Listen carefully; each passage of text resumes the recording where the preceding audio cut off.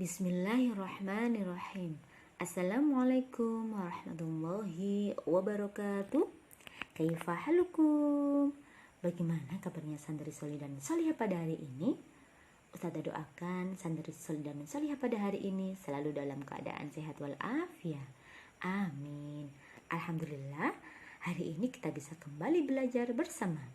Waktunya kita untuk belajar sejarah kebudayaan Islam. Pekan kemarin Ustazah sudah menjelaskan tentang Nabi Ibrahim berdakwah kepada ayahnya, serta Nabi Ibrahim telah menghancurkan berhala-berhala.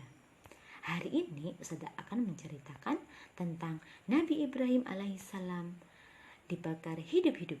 Yang kedua, keutamaan Nabi Ibrahim alaihissalam.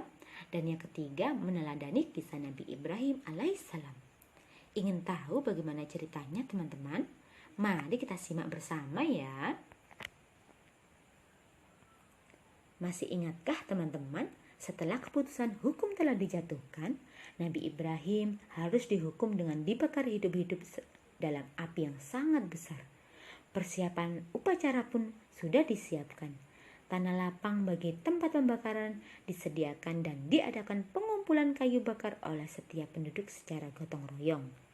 Berduyun-duyunlah para penduduk dari segala penjuru kota membawa kayu bakar sebagai sumbangan dan tanda bakti kepada Tuhan mereka. Terdapat pula wanita hamil dan orang-orang yang sedang sakit membawa sumbangan kayu bakarnya dengan harapan memperoleh barokah dari Tuhan-Tuhan mereka.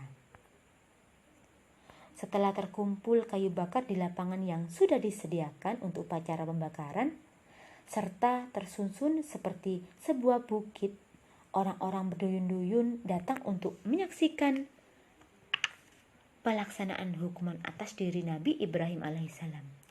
Kayu tersebut lalu dibakar dan dibentuklah gunung berapi yang sangat dahsyat. Kemudian dalam keadaan terbelenggu, Nabi Ibrahim didatangkan dari atas sebuah gedung yang sangat tinggi. Nabi Ibrahim kemudian dilemparkan ke dalam tumpukan kayu yang menyala-nyala itu dengan iringan firman Allah Ta'ala. Wahai api, menjadilah engkau dingin, dan keselamatan bagi Ibrahim.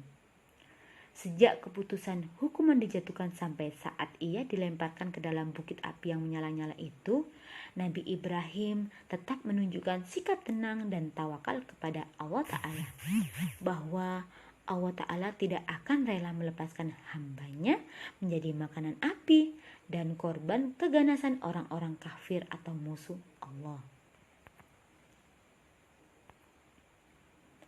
Tahukah teman-teman, ketika Nabi Ibrahim berada di dalam api yang berkorban dahsyat itu, beliau merasa dingin sesuai dengan perintah Allah kepada api tersebut. Dan hanya tali dan rantai yang mengikat tangan dan kaki Nabi Ibrahim yang terbakar hangus. Sedangkan tubuh dan pakaian yang melekat pada tubuhnya tetap utuh, tidak sedikit pun tersentuh oleh api. Hal ini merupakan mukjizat yang diberikan oleh Allah Ta'ala kepada utusannya, yaitu Nabi Ibrahim alaihissalam. Mukjizat itu dibutuhkan agar dapat melanjutkan dakwah yang ditugaskan kepadanya, teman-teman. Para penduduk yang melihat upacara tersebut heran tercengang ketika melihat Nabi Ibrahim keluar dari bukit api yang sudah padam dan menjadi abu itu dalam keadaan selamat, utuh dengan pakaiannya yang tetap seperti semula. Tidak ada tanda-tanda sentuhan api sedikit pun.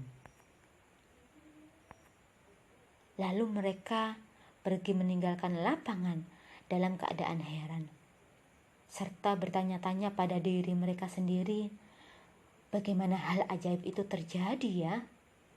Menurut anggapan mereka, dosa Nabi Ibrahim sudah nyata mendurhakai Tuhan-Tuhan yang mereka puja. Ada sebagian dari mereka yang dalam hati kecilnya mulai ragu terhadap kebenaran agama mereka, namun tidak berani menunjukkan rasa ragu-ragunya itu kepada orang lain, teman-teman. Sedangkan para pemuka dan para pemimpin mereka merasa kecewa dan malu. Telah berakhir dengan kegagalan. bahwa mukjizat yang diberikan oleh Allah Ta'ala kepada Nabi Ibrahim sebagai bukti nyata akan kebenaran dakwahnya telah menimbulkan kegonjangan dalam keyakinan sebagian penduduk terhadap ibadah dan patung-patung mereka. Hal ini membuka mata banyak orang untuk memikirkan kembali ajakan Nabi Ibrahim dan dakwahnya. Akan tetapi mereka khawatir akan mendapatkan kesulitan dalam penghidupannya akibat kemarahan dan balas dendam para pemuka dan para pembesarnya, teman-teman. Nah, itu tadi cerita pada waktu Nabi Ibrahim dibakar hidup-hidup. Selanjutnya Ustazah akan menjelaskan tentang keutamaan Nabi Ibrahim alaihissalam. Yang pertama, Nabi Ibrahim alaihissalam merupakan bapak para nabi. Mengapa demikian ya? Karena dari keturunan beliaulah yang banyak yang menjadi nabi. Misalkan Nabi Ismail alaihissalam dan Nabi Ishak alaihissalam. Keutamaan Nabi Ibrahim yang kedua, Nabi Ibrahim alaihissalam juga termasuk ke dalam Rasul Ulul Azmi. Dan yang ketiga, beliau juga termasuk nabi yang secara khusus disebut di dalam Al-Quranul Karim untuk dijadikan suri tauladan atau contoh yang baik.